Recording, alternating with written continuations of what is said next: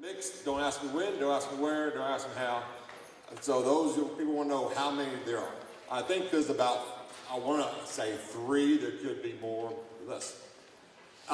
Anyways, when we had just one, it was kind of easy because all we knew where everybody was. But now with both buildings and with 270 plus and 2 different pep rallies, and I say different only in terms of time and people in the stands. The people on the floor is the same. But 6th period is just 9th grade only. And then period 7 is upperclassmen. Now, I want to say that because if you teach a mixed class, both period 6 and period 7, you need to decide which one you want to go to. Say you might want to go to the 9th grade, which means your upperclassman goes to the holding area that's close to where you're at. And then period 7, you stay home and ship those little upperclassmen. That's a decision you make. I'm not going to make it for you. But I've had someone ask me, well, what 9th graders? Can they just go to both? I got mixed class. And Mr. Grant's very clear. No. We got a pep rally for them. It's the same kind of rally, same kind of cheering, same kind of interest, same kind of music, same kind. Okay? Now, just because I pick you to go somewhere doesn't mean I hate you. Woman, you're an exception. But I had to find somebody somewhere. Now, if you've seen the emails of 2 different documents, if you notice, period 6 has no one on the landing or the halls or the exits because admin's doing all of that. We're going to do all that until we get those kids in that gym, in that Coliseum, and then we'll come upstairs with you. If you're working one of the aisles upstairs, you're going to have an admin right there with you. Okay? Now, 9th graders, I say 9th grade for 9th grade pep rally. If I assigned you, you may see there's only 2 of you or 3 of you. Because at this time, we're going to let the whole upstairs Coliseum for those 9th graders come and sit. I got an inclination that most of them's going to sit on one side, which I might have to do some moving. So this first pep rally Friday is going to be a little bit of a learning opportunity. So I may have to move you a little bit. If I do, just keep that in mind. Period 7 pep rally. If you notice, I got like 6 or 7 people per aisle. Why did I do that? Because I know sometimes people's absent, and you got a sub who hasn't an idea where the Coliseum's at, you know, or whatever reason something happens. There's more than enough bodies. But the point is that you spread out. Now, last year, I almost even had to tell you kind of, okay, like, you know, this person go here, and then go in order. You figure out how you want to be in order up and down that aisle, but we just need someone on the top. And the first person listed should be on the bottom, spread out in between. Okay? But if you're assigned a pep rally, you have to be there. I just don't want to go today. I got to grade 6 papers. Sorry, I need you there. And if something comes up where you get pulled out or you're not going to be, there are teachers who did not get assigned. Woman, it does not mean I do love you. It means the fact that I got so many, I couldn't put 15 people per row.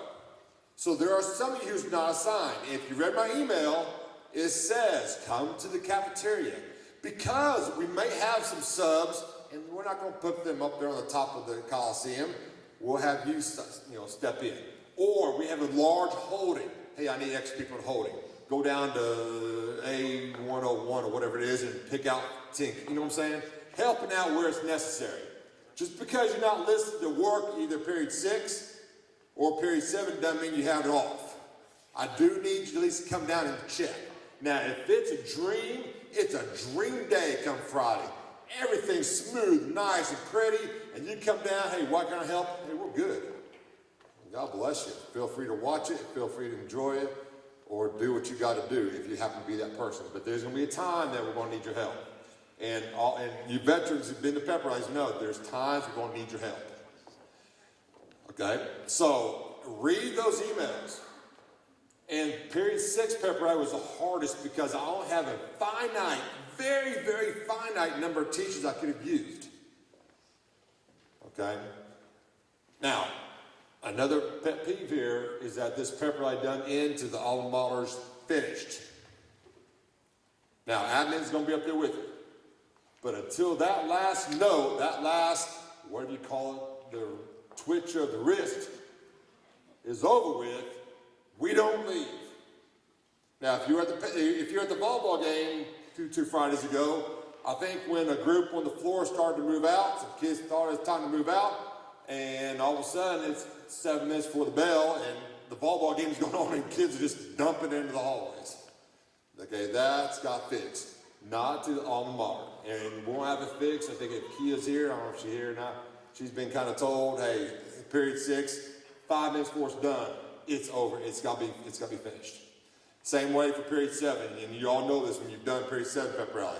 Miss Grant likes to finish early. She likes to shoot for 3 minutes. There was a couple times last year, it was like 7 minutes before the bell. She's okay with those kids. Just, okay, here we go. Let's move them out quietly. Okay? But please make sure that you know what your pep rally assignment is. We don't want to have, 1,500 kids in this one aisle with one person. That's going to be a nightmare. Okay? But those of you who've been to pep rallies, like I said, if you've been, you know it's actually pretty good. Our kids do a really nice job. If I mistakenly put you somewhere and you're on the floor, that's why, especially period 7, I got a lot of people there. It's no big deal if one steps out because they're going to be on the floor because you're doing a skit or you're doing a teacher activity and you have to step out. It's okay. All right. So, please don't ask me a question. I'm going to let them move on because we're going to get this thing going. But if you have anything, email me. I'll do my best to get back with you. Okay? Or if you see something that can be changed or fixed, I've had a few people say, hey, by the way, it's been an easy fix. Okay? Thank you. Hi, everybody. I just love 504. I love it. It's so awesome. I'm trying to reframe this whole thing. This is really cool. I'm really stretched this year. Okay, so very quickly, you guys, just a couple things about 504 and a couple things about SPED, and then I'm out of here, okay? The deadline for turning in documentation for 504 is this Friday. And guys, honestly, that's all I really want you to focus on. I'm not saying don't focus on doing the SPED accommodations. Obviously, we have to do both to stay legal. But you guys are, and I love you for it. You're trying to do it right. And you're concerned about, okay, I've got SPED here, I've got 504 here. Okay? Do the accommodations you're supposed to do. That's great. But for right now, focus only on 504 and getting that stuff into us, okay? 504 is hard copy this year, okay? We will move to electronic stuff for 504 when we are allowed to, just as we were in SPED. But for right now, because there's just so much going on in this district in the area of 504, the new coordinator for that, for the Ed Center, is just, everything's got to be hard copy. Everything, okay? Guys, this is all I require of you. It's a front and back sheet. There are hard copies in both POC rooms, okay, in both buildings. All I require of you is this as your cover sheet, okay, and any documentation that is directly related to their accommodations, okay? I do not need a tutoring log unless it specifically says in their accommodations that they're supposed to come to tutoring. I will tell you, in general, it is best practice for anyone that's doing tutoring before and after school, Gen Ed 504 or SPED, to keep a log. Because SPED and 504 parents aren't the only ones that are concerned about their kids passing or failing and wanting to know what extra things they are doing to help their cause. So best practice is to keep a tutoring log anyway. But do I need you to turn that in? Only if it specifically says in their accommodations they are supposed to be going to tutoring. Okay? Preferential seating. Fill it out, tack it onto this. Tack the seating chart onto this. That's all you have to do. Okay? If the only thing they have is preferential seating, then the only thing I need is this sheet attached to a seating chart? If they get a shortened assignment, yes, I will need a copy of that assignment. That's the only work sample I need. I don't need you to give me 3 work samples. I need samples that are related to that accommodation. Okay? So get this stuff into me. Okay? There's a pink sheet in front where you will sign off on the, when you turn it in. Their files are all in my office by name. The 9th grade files are over here, or I have a set of the 9th grade files over here as well. So over here, I'm kind of in between buildings. If you are housed at the main campus, you will turn them into my office, and my office is Shani Grant's old office in the counselor's office. Okay. If you are housed over at Alex, then you will turn them into Miss Simmons's office. All right?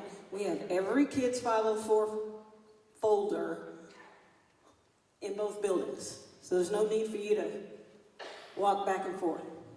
Okay? If you have any other questions about the 504 turn-in, give me an email, because we can be here all day, I know. Okay? Just a couple things about the SPED piece. Again, don't focus on turning anything in for SPED. Continue to do your accommodations as you're doing them. Just keep in mind that everything SPED is electronic. Everything is electronic right now. Okay? We've had some questions about compliance. Is that okay? Can we do that? Yes, we can. When we came up with the whole idea of doing electronic accommodations and documentations for SPED, we did invite the Ed Center compliance person, Stephanie Harbin. She looked over everything that we did. We presented it to her. She looked it over. She shot holes in it. We made those corrections, and she said we're good to go. Okay? Everything SPED is electronic, but you do need to keep up with those folders. You do need to make sure that you're updating those. Okay? Mr. Laughlin, I thought there was something else you wanted me to talk about. Have you slept since then? You think that was it? Okay. Only two more things, and I'm going to turn this over to Chelsea on the SPED piece and the ARD paperwork piece. Okay? And I did say this, and actually this is the other thing you wanted me to talk about. All right? The teacher summaries. Guys, those teacher summaries, when the case managers ask you for them, they've been told to ask for those 7 to 10 days in advance. It is very important that you get those to them. All right? If you're having an issue with OneDrive, I get it. Technology is what it is. And I think sometimes we struggle with that. That's great. But we have to have those teacher summaries because, guys, legally, the parent is supposed to be a part of that process. And so all the information that the case managers put together to develop that IEP has to be to that parent prior to the ARD. If the first time they're seeing it is in the ARD meeting, then we are out of compliance. And the case managers cannot develop goals for that kid to send to the parents without the teacher summaries. They have to have your input to develop those goals. And without the teacher summaries, they can't do it. Not only that, they can't put the information in eSPED so that the diagnostician can prepare for that ARD. So things literally come to a screeching halt when they don't have those teacher summaries.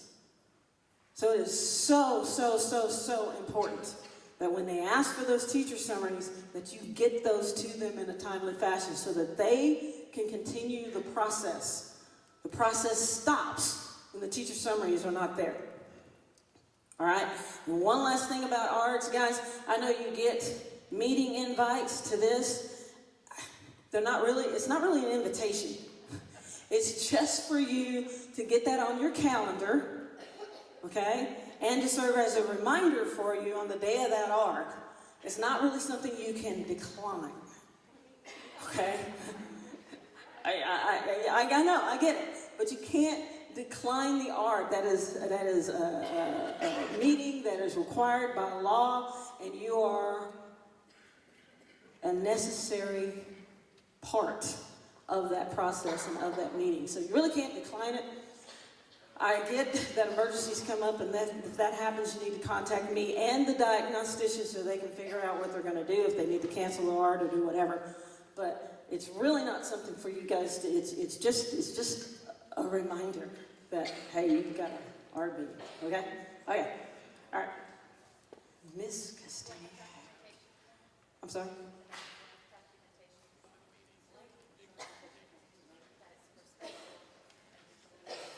Oh, there is one more thing. Sorry, Miss Brinkman. It's her fault.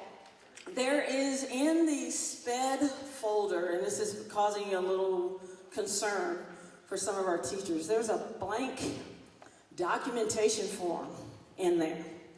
And guys, the intent of that form is not for you to do some type of diary, daily diary on each of your SPED kids. Okay? It's not one of those things where, okay, today is September the 27th, and today, Junior did a great job and opened his book today. Okay? It's not, okay, tomorrow is, or today is September the 28th, and today I gave him extra time. Okay? You don't have to do all of that.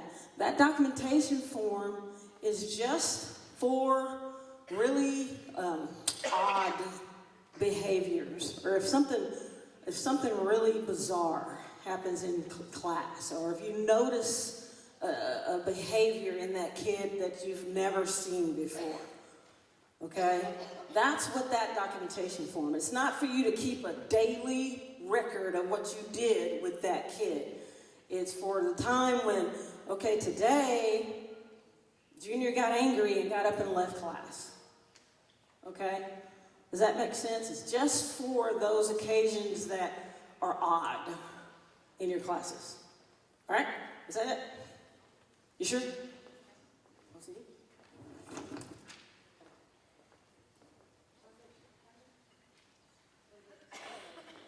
All right, we want to talk really quick about technology. And this is in open labs, this is anytime we have carts.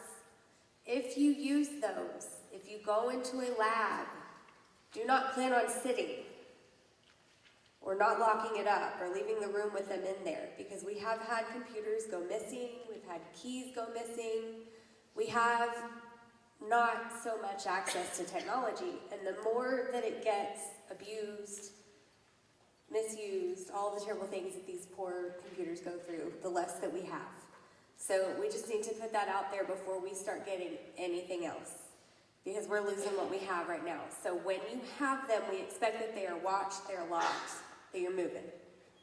So if we don't get that happening, I think that we might have a riot.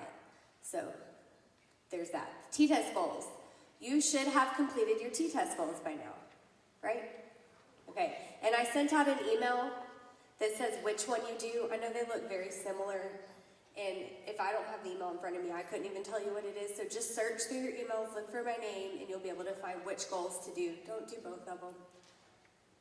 Exchange days. We've started going through your exchange days, so you should be getting an email from your appraiser soon that says if you are missing days, or if you're good, or what you have to make up. I'm working on getting some together for those of us who weren't able to get all of them this summer. We're limited, because I think they're due January 7th, all of the exchange days. And if I was looking at the calendar from now until about that time, there's a break, you know, there's a 1 3-day weekend, and then there's a day where we have a PD day on Halloween, and then November sneaks up and it's Thanksgiving. So there's not a lot of time between now and then to get them. And they still have to be in those chunks. And so you need to be looking at Eduphoria. There's some ESL Saturday sessions I know right now. I know that some other content some people are working on, some other sessions. I am hopefully going to have 3 available soon. I think I'll have a 6-hour one on October 20th, November 5th, and then hopefully another one after that, so I'll get that out to you soon. But that's about all that we're going to be able to come up with. If you live near another service center, you're welcome to look at that, because Region 10's offerings right now are pretty limited, and online will not count for this, because you're getting a day off, so you need to go and be present in this training. Or you will be here those 3 days. I think it's May 31st, June 1st, June 2nd, if we don't get those done. So just, be watching out for it. I know that those of you who are new and started later, it's a little bit harder, so go talk to your appraiser and try to work something out. Another thing we need to talk about is that just to be very mindful. We're starting to get comfortable in the school year. The kids are starting to irritate us a little bit more. The honeymoon is over, right? The grading's starting to pile up a little bit. We need to be very, very mindful of the amount of time we have in our classroom.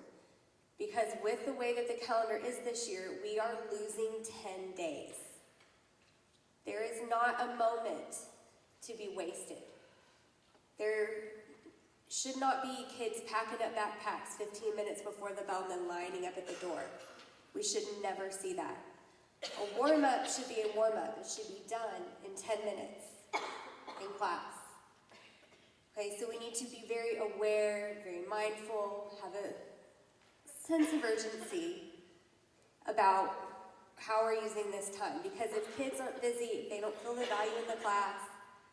For one thing, they're not doing what we want them to do, and that's grow and learn. And for another thing, that's when they're going to start acting crazy and hanging off the ceilings, which they like to do. So just be very mindfulness about pacing and activities and how we're using our time, because we definitely, the biggest thing is bell to bell. We should not see wasted time at the beginning, and we should not see kids lining up at the door, ever. Okay, I'm going to talk to you about teaching and learning visits. So eventually, we don't know when, hopefully we'll get some notice, they want to come and see what we're doing. This is our chance to show off. This is not a time for them, I mean, I'm sure they'll have suggestions for us, but I don't know that you'll ever know what they say about your classroom, unless we just come tell you how great it was. The district. Probably our area superintendents, Dr. Liggins, Dr. Cunningham will probably come. I'm sure Linda Ellis will be here, and our strategists and facilitators. It's just, the normal people. And so they'll be coming into your classrooms. And mostly we just want you to know why you might have 10 people in high heels walk into your room one day. Is really the main thing. If you're doing everything that we do at South every day, you are good. Okay? This is our chance to say, see what we do here. Because everything that they have asked us to do or asked us for, we're like, we already have that. We already do that. Like, we already have everything that they want. They gave us the rubric, we've got it. So this is just so you know who these people in suits are. They're going to be looking at our critical questions. They're going to be looking for our fundamental 5. They're going to be looking for content specific. So if you're in English, that you're using an Irwin in a writing folder. That you're in math, that you are using those essentials. That you're in science, you've got the inquiry. That's what they're looking for. Objective, critical question, academic vocabulary, and building student relationships. I sent the rubric out just so that you can see it. Please know it's not everything every day, all the time, in every classroom. One day it's not going to be appropriate to be doing an all-out lab or a complete writing workshop. It's not all 5 E's every day, okay? So they just want to see consistency and good best practices across our classrooms, which we do. So this really isn't anything more than this is why all these people are here, okay? Look at the rubric, just so you know, because those are our expectations too. And if you're worried about them coming, probably go talk to your appraiser, because maybe there's something we can help you with. All right, I wanted to play with this app. If you have not set up your GPISD Google Classroom, you will not be able to get to this link. And I helped a few people, and we successfully got to this link after we set that up. So I want y'all to get to this article. I mailed it out earlier.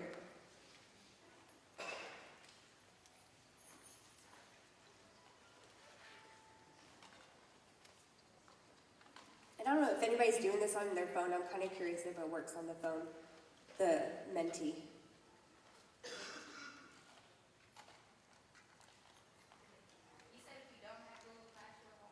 Yeah, and I sent out the link for it and how to log in. You remember last year, towards the end of the year, some of you that had Google with your GPISD email addresses, that it got hijacked? Well, you get it back now, but your files won't be there. That's nice. But this is how you get it back to what it once looked like. Most people have already set this up. So this is how we will be doing many things now, because this means we have a secure Google connection. So I will be sharing a lot, especially if you do interventions with me or tutoring with me, or I have to share student data with you. It has to be through OneDrive or through GPIC Google, because it's confidential. All right, so I want you to look over that article. You can peer over your neighbor's shoulder. Did everybody kind of get this? Because I need to switch screens.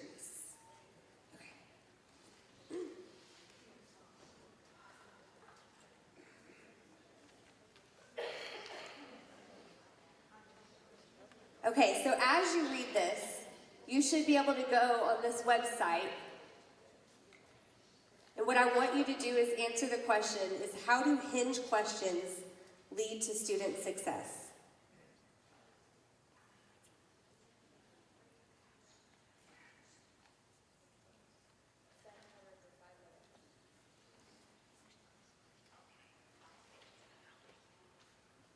So take 5 minutes.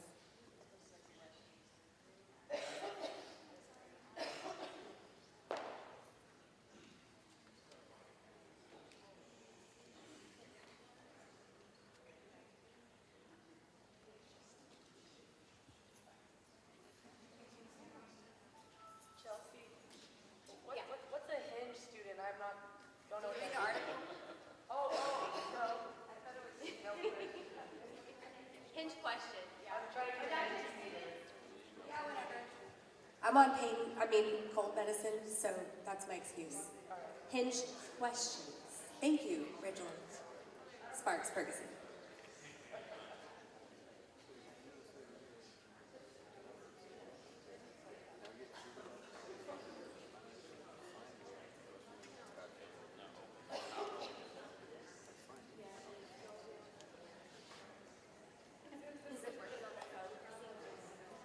Is it working on the phone? The mentee doesn't? Well, that I think you might have to actually. Yeah, it's not. Y'all, mentee is not a link, I'm sorry.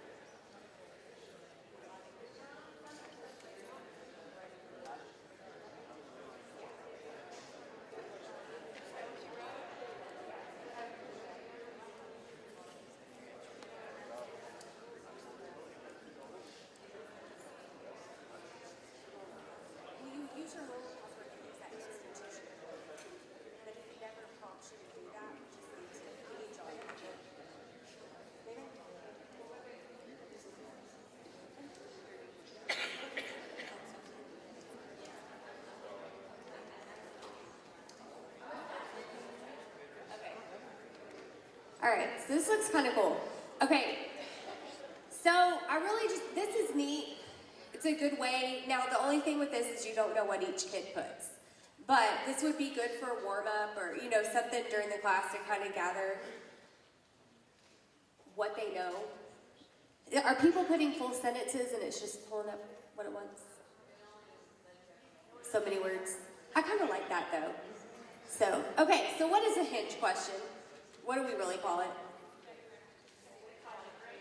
Yeah, it's our critical, it's just another way to look at it, but I like that they called it a hinge question because it leads to that next day. It's like your door hinge. And it's a good way to connect that previous knowledge, to get ready for the next day, to know where they are, open the door, shut it, make them stay a little longer on that concept.